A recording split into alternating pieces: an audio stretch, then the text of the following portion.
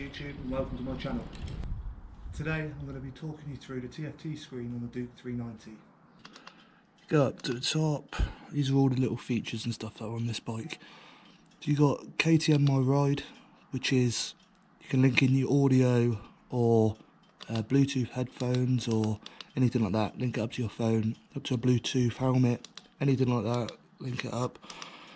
Info, click onto that, it's just your general info. So speed it, your mileage, the date, battery volts, which is pretty cool. And then these are all resettable, trip 1, trip 2, and then obviously your warnings, any warning lights or anything like that will pop up there. Let's just say my side stand is down. You've got motorcycle, you've got normal mode, which is road, and then you've got supermoto mode if you're an experienced rider. Right, then you've got settings.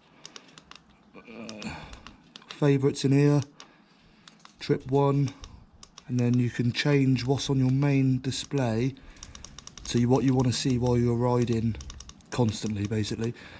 I've got my fuel range, battery volts, I don't know why, it just fills the screen up, the date, and speed. And this is just quick select. So these are just so you can basically make a new menu. Preferences as well. So in your preferences you got Bluetooth, turn that on or off. Display, theme, automatic or night. Obviously just keep it on auto unless it is blinding you.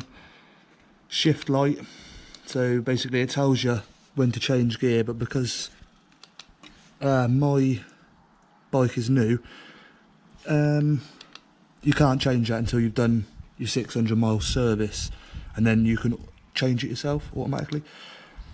Clock and date, pretty self-explanatory. DRL, that's your daylight running lights. Units, so you can change it to kilometers or miles, and then the same there, miles or whatever you want to view it in, basically.